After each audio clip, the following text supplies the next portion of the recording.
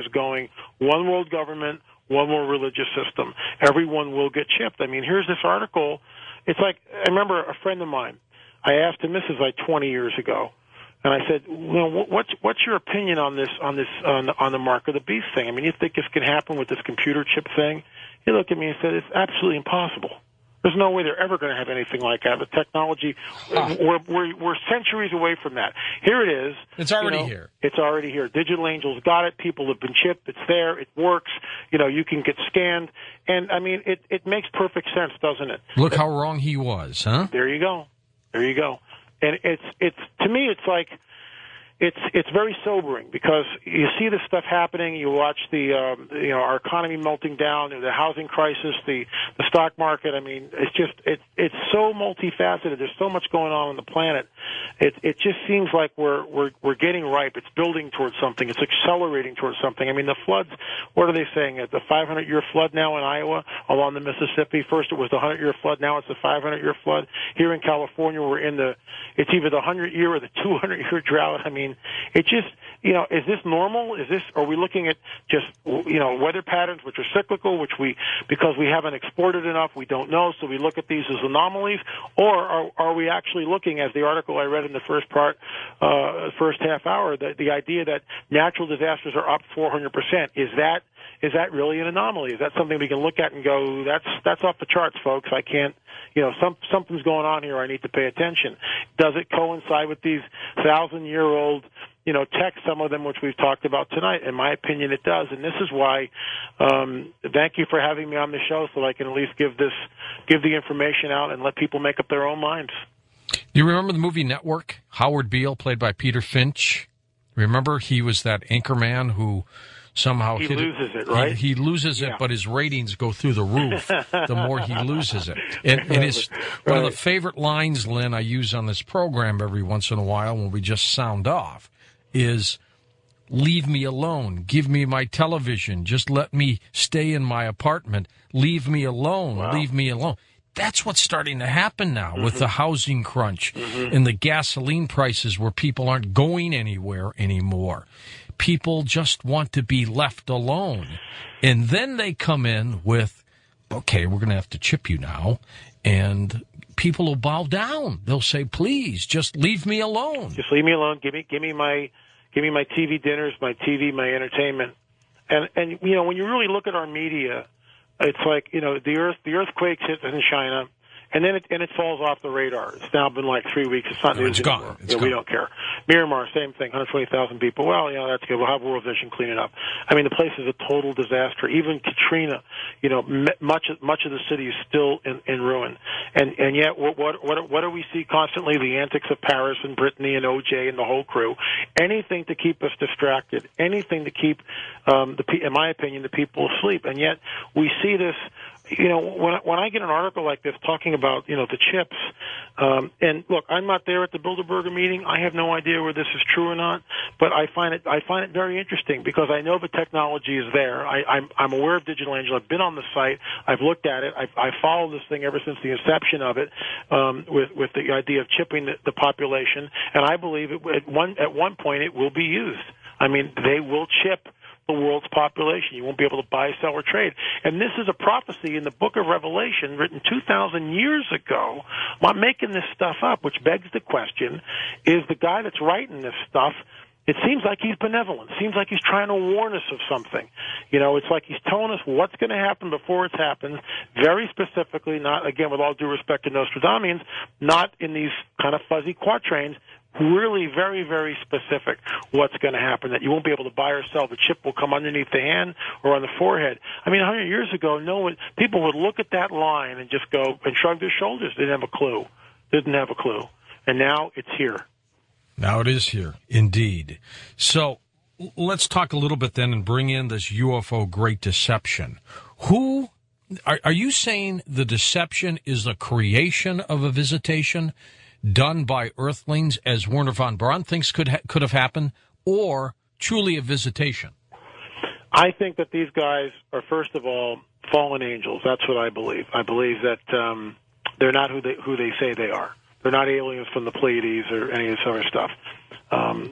Somehow they need these craft to move around. Okay, and look, I don't. Let me tell you this. I don't have all the answers, George. No, nobody does. I have theories. I've got like almost 30 years of research in this stuff. I have my own ideas of cosmology and how some of these fit together.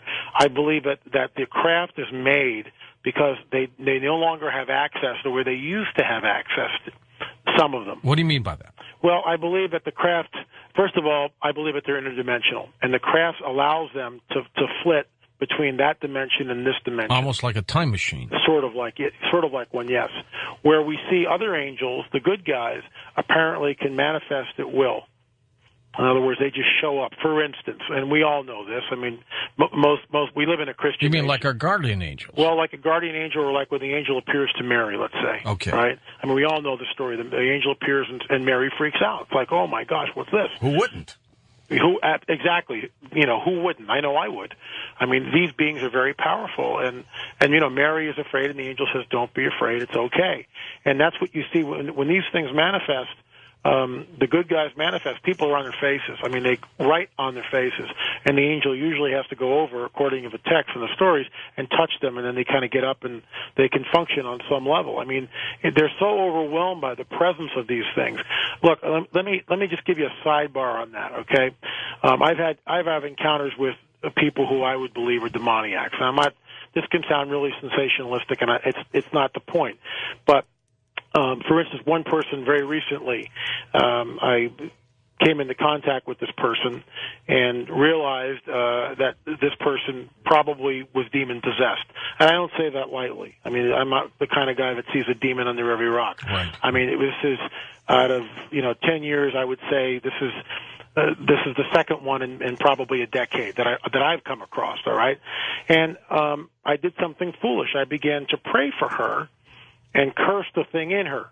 But what I didn't do, I didn't follow rule number one. I didn't ask her if she wanted to get rid of it. And without her permission, the thing has a legal right. So I begin to pray and begin to curse this thing and begin to cast it out. And she looks up at me, and it's like kind of like right out of The Exorcist. In another voice, she starts telling me, "You shouldn't curse anything. You should bless everything." And then it went away. And she bowed her head, and her eyes closed. I said, "What are you doing?" And she said, I'm listening to the voices." I mean, it was really freaky. And then this other woman who was with me began to pray, and I could see that her mind, she looked at me, and it was like something hit both of us, and she was fogged over. She had trouble even articulating the prayer. Let's talk more about the Great Deception when we come back, Lynn, on Coast to Coast AM. Well, later on this hour, we'll talk with Lynn Marzulli about his work with the Shroud of Turin. But when we come back, let's talk more about this great deception as apparently foretold in ancient prophecies. Lynn, if the great deception is underway, when will it truly hit us?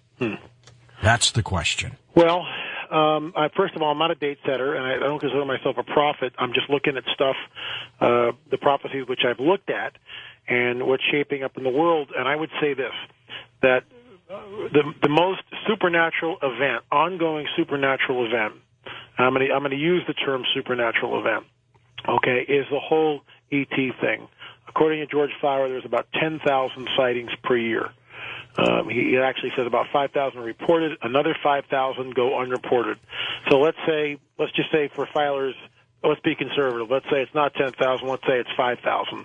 Okay, cases of UFOs being seen. We have stuff like the Stevensville flap. We've got stuff like the English Channel, which we talked about. And I mean, I looked on your website, and there's a great shot. I think it's over Mount Rainier. Those two metallic-like crafts just sitting there. I mean, just startling photographs. Stuff isn't going away. On top of that, you look at the whole alien abduction phenomena, which we referenced Dr. Jacobs, which he's been into that for decades now. He believes it's very ominous. I believe that's, of course, part of the whole UFO stuff that we're seeing. The recent crop circles, especially that one in South Korea, I found was just startling. The whole idea of following, the cycle of the moon. If that's a hoax, it's a very, very clever one. So, you've got all these, and they're operating with impunity. I mean, they just do whatever they want, and we can't stop them.